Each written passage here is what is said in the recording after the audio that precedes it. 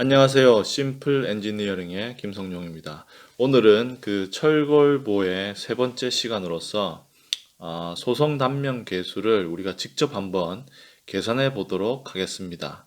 지난 시간에서 제가 그 간단한 직사각형 단면을 가지고 그 계산하는 방법을 보여드렸는데요.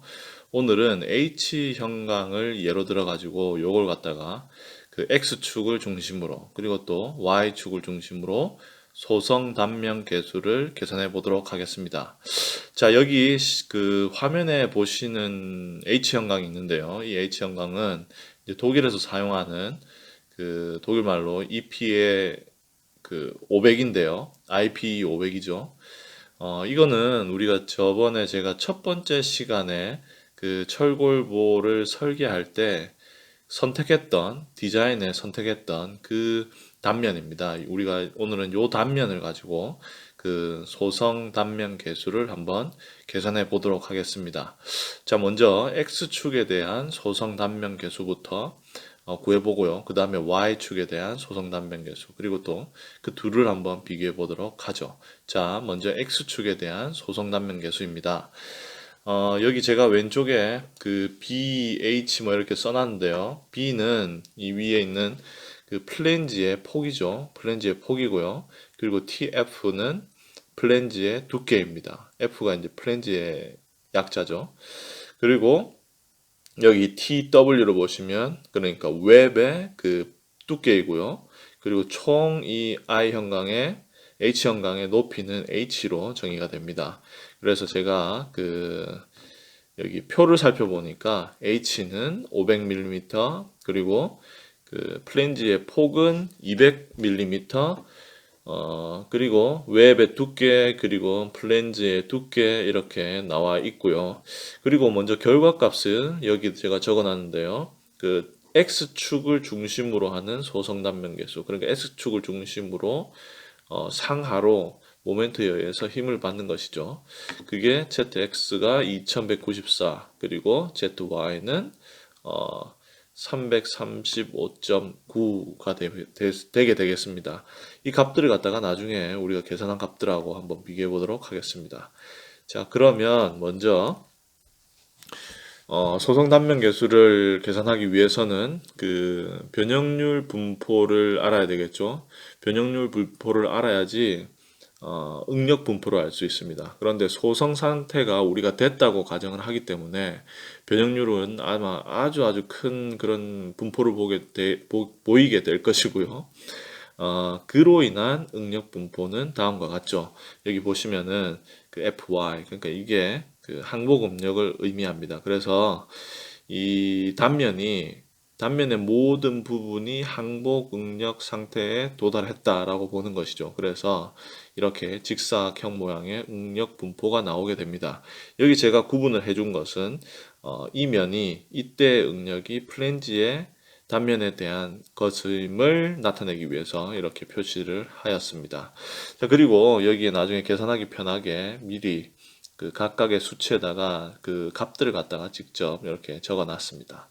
자, 그러면 우리가 제일 먼저 해야 될 것이 힘을 구하는 것이죠. 먼저 힘을 구해야 됩니다. 힘을 구하고 그 다음에 할 것은 저기 그 모멘트 파를 구해야 되겠죠. 그래서 그 두 개를 곱하면은 소성 그 모멘트를 구할 수 있겠죠. 그 소성 모멘트를 구하게 되면은 그 식을 가지고 우리가 소성 단면 계수를 알아낼 수가 있습니다. 자, 그러면 먼저 힘을 한번 구해 보도록 하겠습니다. 여기 이렇게 FF는 그 플랜지에 작용하는 힘, 그리고 FW는 웹에 작용하는 힘입니다. 먼저 플랜지에 작용하는 힘부터 구해 보면은요. 먼저 그 폭을 곱해야 되겠죠. 여기 넓이를 먼저 구해줘야 되니까요. 20, 그러니까 여기는 우리가 지금 밀리미터 단위고 제가 계산한 것은 센티미터 단위입니다. 나중에 비교하기 편하려고요.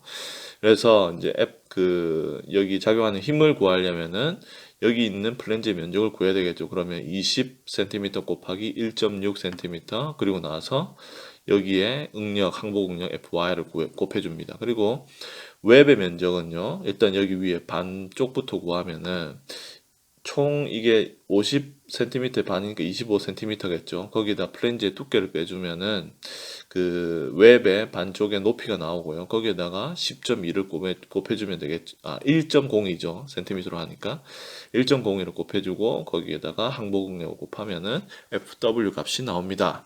그리고 나서 우리가 필요한 것은 그 모멘트 팔이죠. 그게 바로 이제 EF 그러니까 플랜지까지의 모멘트 팔 그리고 EW는 웹의 중심까지의 모멘트 팔입니다. 그래서 이 그 플랜지까지의 모멘트 팔은 24.2cm죠.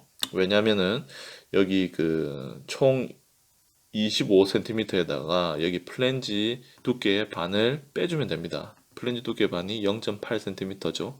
그래서 24.2cm가 되고요.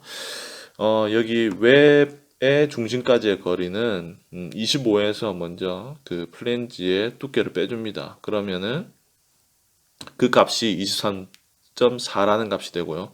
그거를 갖다가 나누어 줘야 되겠죠. 2로. 그러면은 우리가 구하고자 하는 FW까지의 그 모멘트의 팔 길이를 구할 수 있게 됩니다. 자, 이제 우리가 원하는 것은 다 구했으니까 얘 둘을 갖다가 곱해주면은 소성 모멘트를 구할 수 있겠죠. 이렇게 소성 모멘트를 구할 수 있습니다. 그러니까 자, 소성 모멘트 플라스틱의 약자라고 그랬죠. 여기 X는 X축을 중심으로라는 말입니다.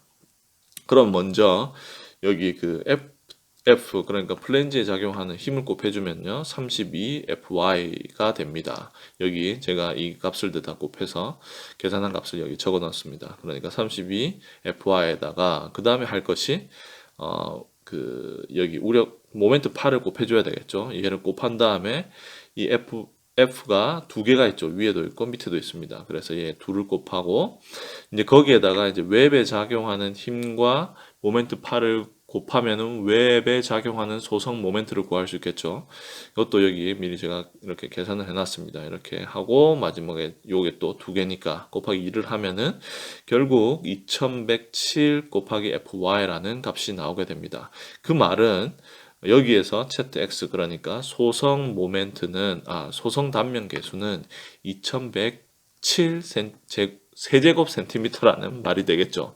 그런데 이걸 갖다가 이제 한번 그 아까 제가 처음에 보여드렸던 리스트에 있던 값과 비교를 해보는 겁니다. 그런데 보니까 약간의 여기 차이가 있죠. 한 90 세제곱 센티미터 정도의 차이가 있습니다. 이것은 어디에서 나오는 거냐면은 이 IP500 형광은 그 기본되는 형광입니다. 그러니까 이걸 갖다가 이제 이렇게 뽑아내는 그 형광인 것이죠.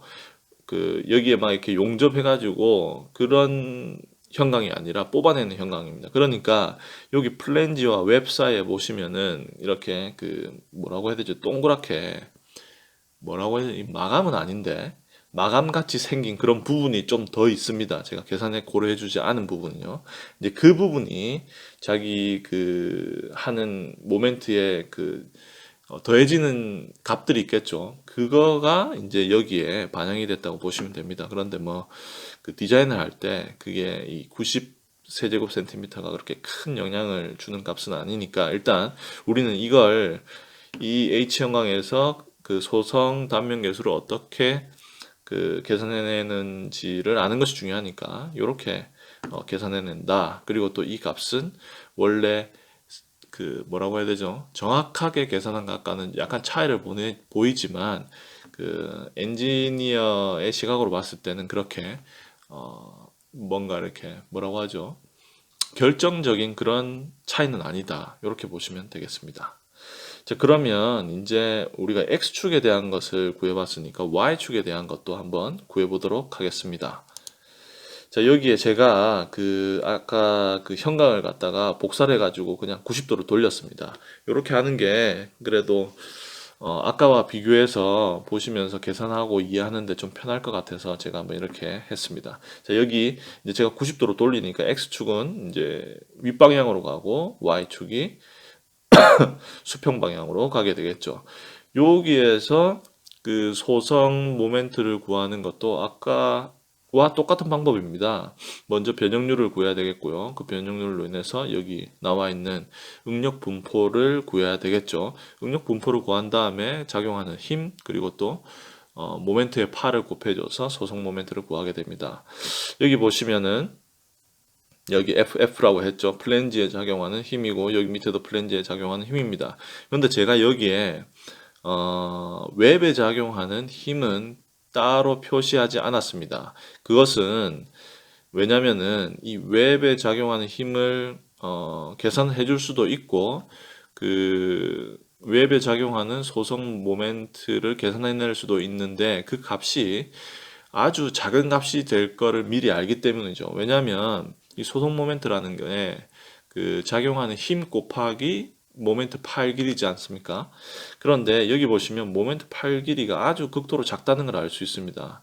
이 y축을 중심으로 나중에 모멘트 파일을 구하면은 이 웹 먼저 반 위에 있는 면적을 구하겠죠. 거기에다가 또 그 반입니다. 그 모멘트 파일 길이가. 왜냐면 그 면적이 중심까지 거리니까요. 그냥 결국 그 모멘트 파일 길이는 웹에 대한 모멘트 파일 길이는 10.2의 반의 반이겠죠. 그러니까 이거의 4분의 1입니다. 이거 곱하기 4분의 1이죠. 그러면 한 2.5cm밖에 안 됩니다. 그러니까 결국 얘가 차지하는 그런 비중은 그렇게 높지 않다. 그래서 제가 여기 계산해서는 생략을 했습니다. 과감하게. 자, 그러면 이제 FF를 구해보겠습니다. FF는 여기에 작용하는 것이죠. 힘이죠. 그러니까 20cm의 반, 10cm 곱하기 플랜지의 두께를 곱해주고 나서 얘가 두 개가 있죠. 여기 하나, 둘. 그래서 여기 2를 곱해주고요. 거기에다가 이제 항복 응력을 곱해주면은 우리가 원하는 힘의 크기를 구할 수가 있고요. 그리고 이제 여기에서 바로 모멘트 파일 길이를 구하면은요. 얘 반에 여기에 작용하게 되겠죠. 나중에 힘이. 그러니까 10cm의 반입니다. 그래서 5cm죠. 그래서 요거를 갖다가 이제 고려해서 y축을 중심으로 한 소성 모멘트를 구하게 되면은 32 곱하기 fy 곱하기 이제 모멘트 8 곱하기 여기 아래 위 둘 다 있죠. 그래서 곱하기 2를 합니다. 그러면 나오는 값이 320fy고요. 이걸 통해서 우리가 그 ZY 그러니까 y축을 중심으로 한 소성 모멘트 소성 단면 계수의 값은 320 세제곱 센티미터임을 알 수 있습니다. 그런데 이 값 또한 아까 그 제일 처음에 제가 보여드렸던 335.9 그 리스트에 나와 있는 값과 조금 차이를 보이죠? 이 차이는 아까 말씀드렸듯이 여기에 이렇게 그 뭐라고 하죠? 이렇게 부드럽게 연결된 부분 그 부분이 있는데 그걸 제가 고려 안 해준 그런 이유도 있고요. 그리고 웹에 작용하는 소속 모멘트를 제가 고려하지 않은 그런 이유도 있는 것입니다. 그렇지만 여기 보시듯이 이 값들의 차이가 그렇게 크지는 않습니다. 그래서 우리가 그런 작은 부분들을 고려하지 않고서도 그 설계 디자인에 필요한 그런 값들을 구할 수가 있는 것이죠. 자, 이렇게 우리가 X축에 대한 소성계수, 단면계수, 그리고 또 Y축에 대한 그 소성 단면 계수를 한번 구해 봤습니다. 자, 그러면 이제 이런 생각을 할 수가 있겠죠. 아니, 또 이게 질문이었습니다. 설계를 할 때 Y축에 대해서든지 X축에 대해서든지 둘 다 소성 단면 계수를 구할 수가 있는데 왜 리스트에는 X축에 대한 그러니까 강축에 대한 소성 단면 계수 값만 나와 있느냐라는 게 질문이었거든요. 거기에 대한 제 답은 이렇습니다. 제 생각은 이렇습니다. X축에 대한 소성 단면 계수도 있고 Y축에 대한 소성 단면 계수도 있죠. 오늘 보셨죠. 그런데 우리가 일반적으로 그 설계를 할 때 그 단면이 최대한 효율적으로, 효과적으로 이용될 수 있도록 우리가 설계를 하게 되겠죠. 그래서 어떤 하중을 받을 때 그 하중에 가장 잘 견딜 수 있는 방향으로 우리가 그 단면을 설계를 하고 시공을 해주게 되는 것입니다. 그러니까 그 전제로 해서 이 설계자가 경제적인 효율적인 설계를 한다는 가정하에 이제 그 값만 그렇게 리스트에 있는 것이라고 저는 그렇게 생각합니다. 자, 다음 이번 여기 이제 그 뭐라고 하죠? 장에서 제가 그 둘을 한번 비교를 해봤는데요. 왼쪽에 보시는 거 많이 보신 그림이죠. 합성보의 그림입니다. 합성보에 그 위에 하중이 발생하게 되면은 이제 이 합성보는 그 휨 모멘트를 받게 되겠죠. 그 휨 모멘트는 수평 방향으로 이렇게 받게 됩니다. 그러니까 그 이 H 형광의 X축을 중심으로 모멘트를 받게 되겠죠. 그렇게 해서 이 합성보가 거동을 하게 되는 것입니다. 이게 우리가 아주 가장 일반적으로 보는 그런 형태이죠. 이때 이제 우리가 이 합성보 계산을 할 때, 합성보라고 하지 말고, 일단 위에 건 고려하지 말고 그냥 철골보라고 하겠습니다. 철골보를 계산할 때, 이때에는 그 X축에 대한 소성 단면 계수를 곱해서 견뎌낼 수 있는 소성 모멘트를 구해줘야 되겠죠. 그런데 이제는 오른쪽에 보시듯이 이걸 갖다가 이렇게 그 90도를 회전을 시켜서 우리가 어떻게 이런 합성보를 만들었다고 한번 가정을 해보겠습니다. 그러면 여기 위에서 하중이 작용하면은 여기도 당연히 수평 방향을 중심으로 모멘트가 작용하게 되겠죠. 그런데 이때에 그 작용하는 모멘트는 이 H형광 의 그 Y축을 중심으로 작용하는 그런 모멘트가 되겠죠. 그러면 이 합성보 아니면 철골보를 계산을 할 때에는 사실은 이렇게 이제 시공이 된다면은 그 소성 단면 계수 중에서도 Y축을 중심으로 한 값을 곱해줘야 되는 것입니다. 그런데 아까 우리가 계산에서도 봤듯이 그 뭐죠? 그 X축을 중심으로 한 그러니까 X축의 소성 단면 계수와 Y축의 소성 단면 계수의 차이가 되게 큽니다. 그 X축에 대한 소성 단면 계수가 얼마였죠? 한 2100, 2200이었죠. 그 리스트 값으로 보면은 2200 정도였고 이 Y축을 기준으로 한 소성 단면 계수는 한 335인가 뭐 그랬었죠. 330인가 그랬었죠. 그러니까 거의 그 X축을 기준으로 한 소성 단면 계수가 Y축을 기준으로 한 소성 단면 계수의 한 7배 정도 되죠. 7배보다 좀 안 되네요.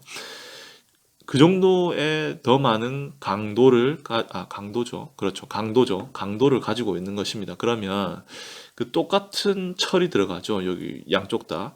그랬을 때 우리가 이런 형태로 시공을 해주는 것이 훨씬 더 경제적으로 이 단면을, 이 재료를 쓰는 것이 되겠죠. 그리고 또 여기에다 더해가지고 또 다른 부분도 하나 있는데요. 그건 시공성입니다. 여기 우리가 합성보를 설계를 시공을 한다고 했을 때 여기 위에다가 이제 스터드를 용접을 하죠.